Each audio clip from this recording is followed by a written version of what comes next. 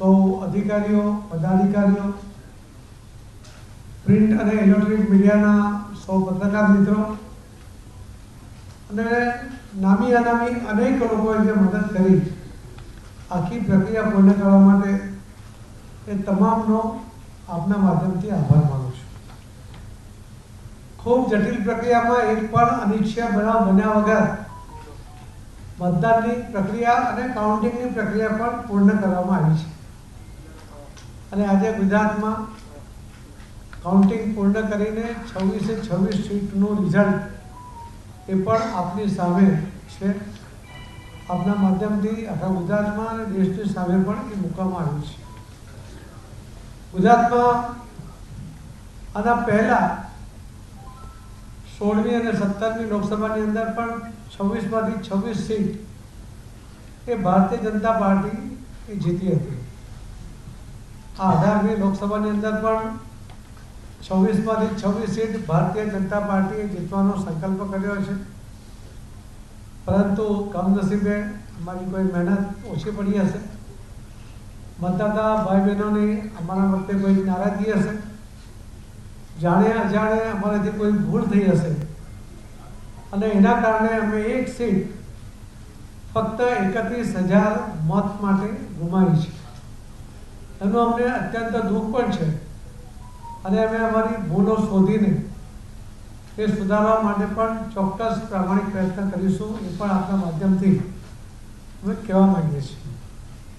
અને જે 24 સીટમાંથી એક સીટ હારે, એક સીટ બિનહરીફ થઈ, સુરતની પહેલી સીટ એ આખા દેશમાં ભારતીય જનતા પાર્ટીના ઇતિહાસમાં પહેલીવાર એ બિનહરીફ થઈ હતી અને એ સિવાયની જે 24 સીટ છે એ ભારતીય જનતા પાર્ટી એ પૂરી તાકાત સાથે, મતદાતાઓના સમર્થન સાથે, આદરણીય પ્રધાનમંત્રી શ્રી નરેન્દ્રભાઈ મોદી સાહેબના લોકપ્રિયતાના, એમના વિકાસના એજન્ડા ઉપર એ જે મત મળ્યા છે, આદરણીય ગૃહમંત્રી શ્રી અમિતભાઈ શાહ સાહેબના માર્ગદર્શનથી એમને સતત જે અહીંયા ઉમેદવારની પ્રક્રિયા, ચયનની પ્રક્રિયાથી માંડીને સભાઓ સુધી અને સ્ટ્રેટેજી બનાવવા સુધીની જે અમને મદદ કરી, એના કારણે સૌ પદાધિકારીઓ અને વિશેષ કરીને કાર્યકર્તાઓએ પણ ઉમેદવાર અને મતદાતાઓની વચ્ચેનો જે સંપર્ક બનાવી રાખ્યો અને એના કારણે અમે આ 24 સીટ એ જ્વલંત બહુમત સાથે જીતી શક્યા છે. અમારા માટે એક સીટ ગુમાવવાનો અફસોસ પણ છે, સાથે સાથે 25 સીટ જીતવાનો આનંદ પણ છે અને સતત ત્રીજી વાર લગભગ ગયા વખતે પણ મળેલા મતો જેટલા જ ટકાના મતો, ટકાવારી પ્રમાણે એટલા જ મતો મેળવીને અમે આ સીટો જીતી શક્યા છે. એના માટે અમે સૌ મતદાતા ભાઈ બહેનોનો અને આપ સર્વના માધ્યમથી આખા ગુજરાતના તમામ લોકોનો ફરીથી આભાર વ્યક્ત કરીએ છીએ. અમે 5 લાખથી ઉપર લગભગ 4 સીટ જીત્યા છે.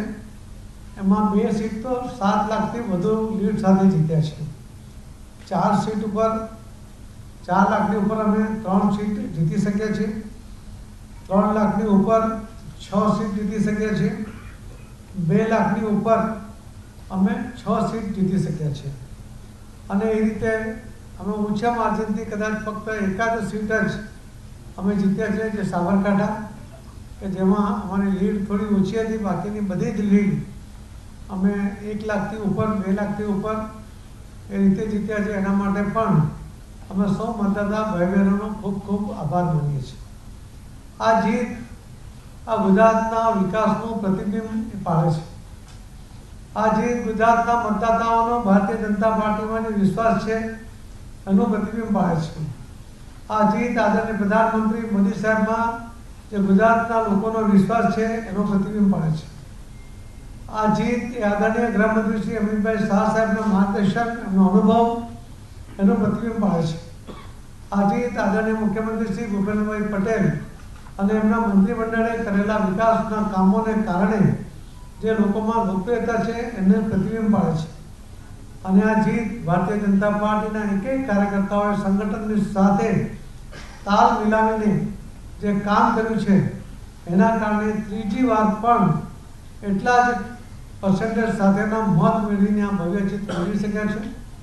અમે ખૂબ ખૂબ દિલથી આ તમામ લોકોનો ફરીથી આભાર માનીએ છીએ અને ફરીથી અમારી કોઈ પણ રહેલી ક્ષતિને સમજીને એને ચોક્કસપણે દૂર કરવાની ખાતરી સાથે આજે જે જીત મળી છે એના માટે અમે આભાર માનીએ છીએ. અમે પહેલાં જ કહ્યું હતું કે રાજકોટમાં થયેલા અગ્નિકાંડને કારણે અમે આ જીતને ઉજવણી કરવાના નથી, એના માટે કોઈ રેલી કરવાના નથી, એના માટે કોઈ બેન્ડ કે પેંડા નહીં વેચાય એની પણ અમે તકેદારી રાખી છે અને ખૂબ સહજતાથી આ જીતને અમે લીધી છે. અને અમે રાજકોટના બનાવને એની અંદર જેમને પણ નુકસાન થયું છે એમના દુઃખમાં અમે સહભાગી છીએ એ પણ અમે એમને મેસેજ આપવા માંગીએ છીએ. ફરીથી આપ સૌના પણ ખૂબ ખૂબ આભાર સાથે હું મારી વાતને અહીંયા વિરામ આપું છું અને આદરણીય મુખ્યમંત્રી શ્રી ભૂપેન્દ્રભાઈ પટેલને વિનંતી કરું છું કે આપને બે શબ્દ કહે.